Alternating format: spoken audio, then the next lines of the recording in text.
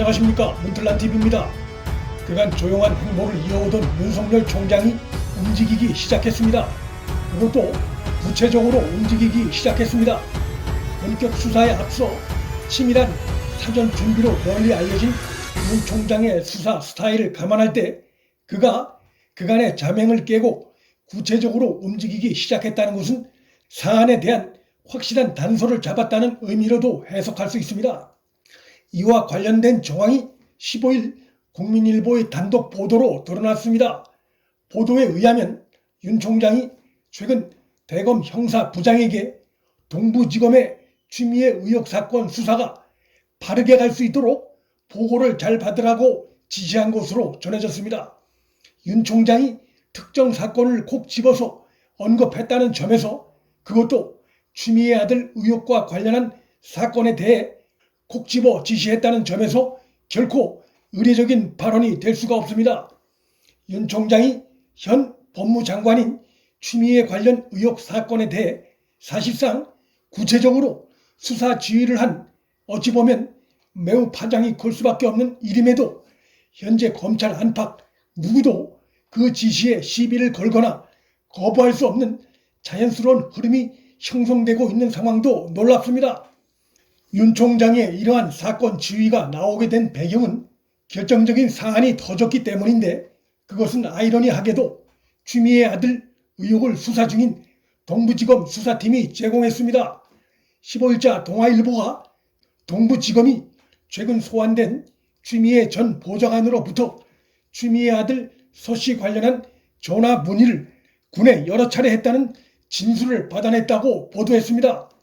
이러한 보도 내용은 윤 총장이 취미애 아들 의혹 수사 관련해 대검에 직접 수사 지휘를 내린 최근 상황과 잘 연계되는 것이라 할 수 있습니다.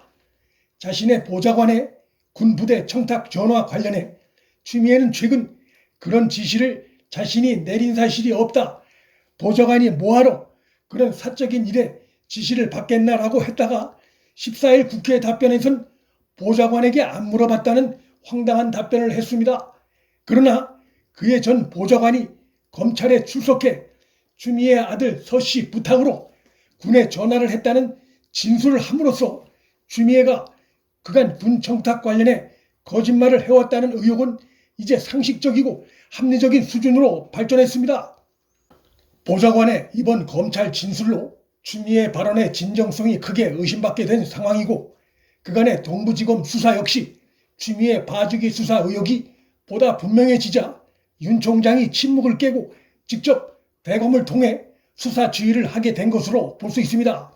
현재 상황은 검찰 내 누구도 총장의 지휘를 거부하거나 토를 달 수 없는 상황입니다. 윤 총장이 대검 형사부장에게 동부지검의 취미애 의혹 사건 수사가 바르게 갈 수 있도록 보고를 잘 받으라고 지시한 것은 동부지검의 수사가 그간 취미애 봐주기 흐름으로 잘못 진행되어 왔다는 것을 질타한 것이고 보고를 잘 받으라고 지시한 것은 권력의 눈치를 보지 말고 법과 원칙대로 취미애와 취미애 측 의혹 사건 수사를 똑바로 진행하라는 의미로 해석됩니다. 15일 동시에 터져나온 동아일보와 국민일보 단독 보도 내용들은 취미애 아들 의혹 사건 수사의 물꼬가 지금까지와는 크게 다르게 바뀔 가능성을 시사하는 것입니다.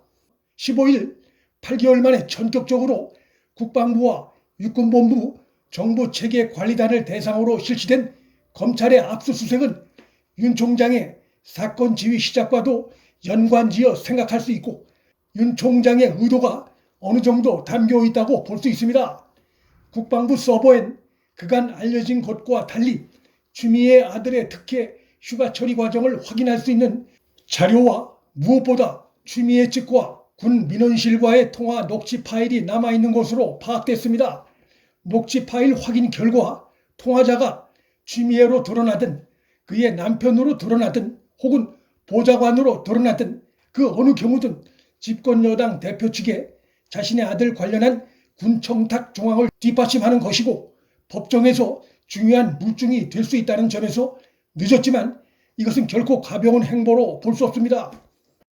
취미애는 드러나는 진술과 증거들로 인해 점차 상황이 불리해지자 아들의 질병을 강조한다든지 혹은 아들이 엄마 때문에 통역병 선발에서 오히려 피해를 입었다느니 하면서 피해자 코스프레를 하고 있는데, 아들이 엄마 찬스 특혜를 입었다는 여론을 희석시키려는 계산된 발언으로 보이나 당시 한국군 전 지원단장이나 아들 부대의 당시 장교들, 그리고 무엇보다 아들과 함께 군 복무를 했던 당시의 군 장병들의 증언과 배치되고 있어 그러한 코스프레가 효과를 기대하긴 어려울 것으로 보입니다.